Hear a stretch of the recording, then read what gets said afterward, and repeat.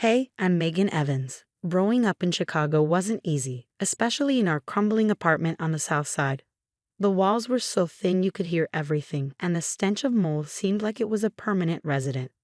But the worst part? It wasn't the apartment, it was watching my parents slip further into their drug addictions every single day. Meg, I'm hungry, my little brother Tyler would whisper, his big brown eyes wide with hope. I know, Ty. Let's see what we can find, I'd answer, rummaging through nearly bare cupboards. At just 12 years old, I was more of a mom to Tyler than our own mother ever was. Our parents, well, they were like ghosts. They floated in and out of consciousness, leaving us to fend for ourselves. Where's Mom and Dad? Tyler asked one night, clutching his worn-out stuffed bear. They're just resting, Ty. Don't worry, I'm here. The knocks on the door became routine.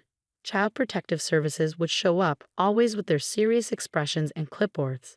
Megan, honey, are your parents home? They'd ask. They're at work, I'd lie, shielding Tyler behind me. Our grandparents, Robert and Linda Evans, lived in a fancy house in the suburbs.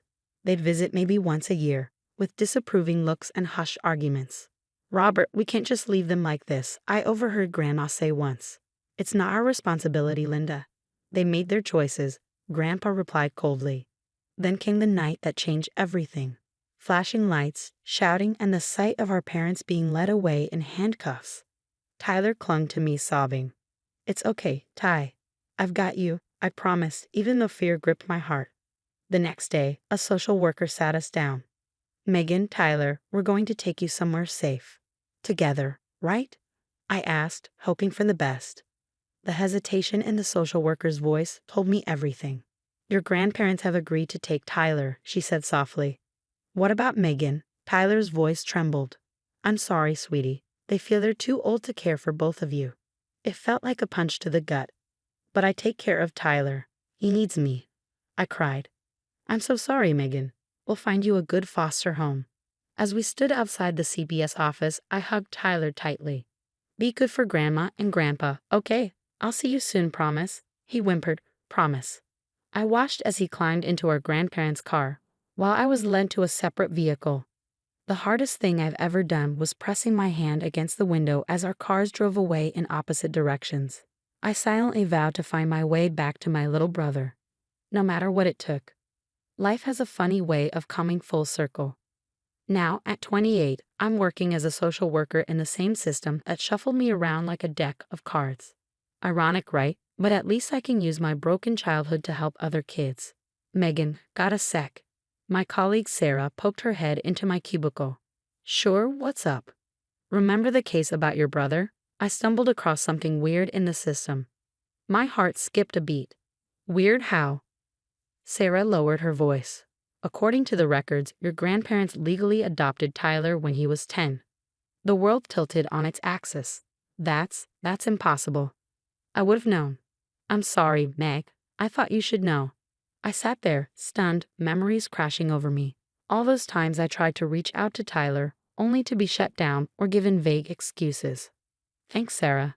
I need to make a call. With shaking hands, I dialed Tyler's number.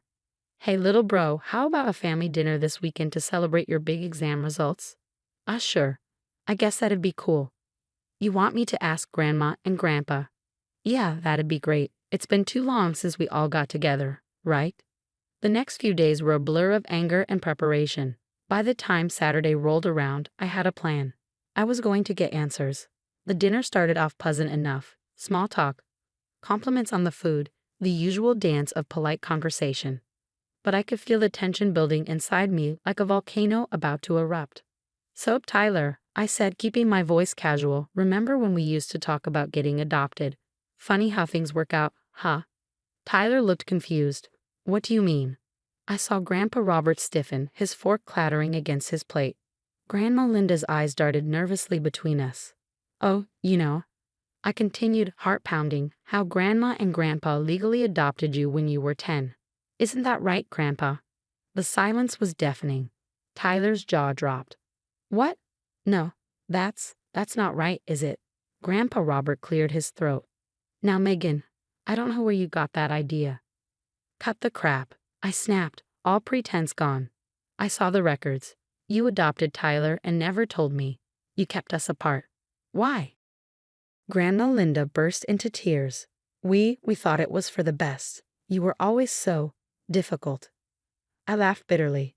I was a child who lost everything, and you abandoned me. Tyler looked shell-shocked. "They told me you chose to stay in foster care, that you didn't want to live with us. And you believed them? Did you ever try to contact me yourself?" The guilt on his face was answer enough. Grandpa Robert tried to take control of the situation. "Now listen here, young lady." "No, you listen." I cut him off, my voice sharp. "I want answers. Why did you leave me in the system? Why did you lie to Tyler? Why did you keep us apart all these years?" The floodgates opened. Years of lies and manipulation spilled out.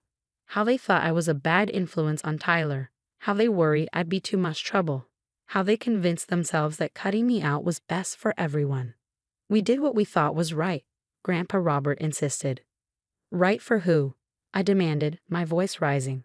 "Certainly not for me. And not for Tyler either. You robbed us of our relationship, of our chance to be a family."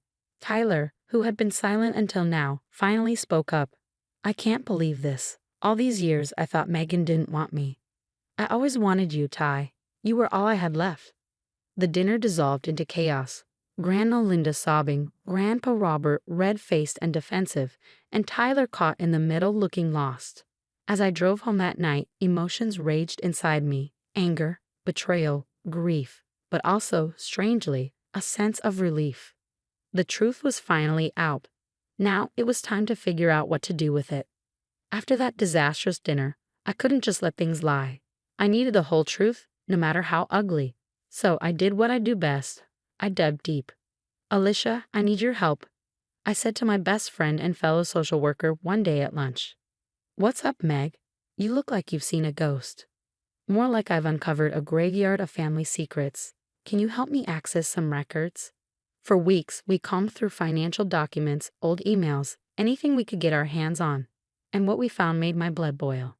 "Holy Meg," Alicia whispered one night as we pored over some bank statements. "Look at this. Your grandparents had over $200,000 in a savings account when they refused to take you in." "What?" "They told CPS they couldn't afford to care for both of us." But that was just the beginning. We discovered they had been receiving foster care benefits for Tyler before they adopted him. Money that was supposed to go toward his care, but instead funded vacations and a new car. "I can't believe this," I muttered, scrolling through old emails. "Look at how they talked about me to Tyler. Your sister's causing trouble again. Be glad you're not living with her. Behavior problems. They were poisoning him against me this whole time." Alicia placed a hand on my shoulder. "Meg, there's something else you need to see." She pulled up company records from my grandfather's old firm. The numbers didn't add up. "He's been embezzling," Alicia said quietly. "For years. Some of it went to Tyler's college fund." I felt sick. Not only had they abandoned me, but they were criminals too. Just then, my phone buzzed. A text from Tyler. "Can we talk? I need to know the truth." We met the next day at a small coffee shop. Tyler looked like he hadn't slept in days. "Meg, I'm so sorry," he began. "I should have questioned things more. I should have reached out. It's not your fault, Ty. They manipulated both of us." "Tell me everything," he said, his voice shaking. "I need to know what really happened." So I told him. I told him about the lies, the money, everything we had uncovered. His face grew paler with each revelation. "I can't believe it," he whispered. "My whole life, it's been built on lies." "Not your whole life, Ty. We're still here. We can still be a family." As we talked, I felt a weight lifting. For the first time in years, I had my brother back. But I also had a decision to make. What was I going to do with all this information? That night, I tossed and turned, weighing my options. Could I really turn in my own grandparents? But then I thought about all the kids still stuck in the system. Kids like me who needed someone to fight for them. By morning, I knew what I had to do. It was time for the truth to come out, no matter the cost. Making that anonymous tip was the hardest thing I've ever done. But watching the fallout, that was a close second. It started with whispers around town, followed by the news reports. Local businessmen arrested for embezzlement. I saw Grandpa Robert's face plastered across the TV screen, looking older and smaller than I remembered. Tyler called me in a panic. "Meg, What's going on? The FBI was at Grandma and Grandpa's house. I know, Ty. I'm the one who ticked them off. There was a long silence, and then good. They deserve it. Through it all, Tyler stood by me. We met up almost every day, piecing together our fractured relationship. I can't believe I never knew about your foster homes, he said one day. All those times I complained about curfews. Hey, you didn't know. What matters is we're here now. As the dust settled, I threw myself into my work. All those years of pain, I used them to fight for change in the system, and people started to notice. Megan, your proposal for improving sibling connections in foster care is brilliant, my boss said one day. We're implementing it statewide. But the real healing, it came in unexpected ways. Like the day Tyler convinced me to join him at a support group for adults with childhood trauma. Hi, I'm Megan, I said, my voice shaking. And I guess I'm here because I'm finally ready to let go of the past. As I shared my story, something shifted inside me. The anger, the hurt. It was still there, but it didn't define me anymore. After the meeting, Tyler and I grabbed coffee. So I've been thinking, he said with a grin. How about a sibling road trip this summer? Just you and me, making up for lost time. I felt tears prick my eyes. I'd love that, Ty. As we walked out into the sunshine, planning our trip, I realized something. Family isn't about blood or legal documents. It's about choice. It's about love. And Tyler and I, we were choosing each other every single day. The road ahead wouldn't be easy. We had years of hurt to work through, trust to rebuild. But for the first time in my life, I felt hopeful. We were writing our own story now. And this time, we'd write it together. Megan and Tyler's journey has come to an end, but now I've got a question for you. If you were in Megan's shoes, would you have turned in your grandparents for their crimes or kept quiet to maintain family peace? What would you have done differently? Drop your thoughts in the comments below.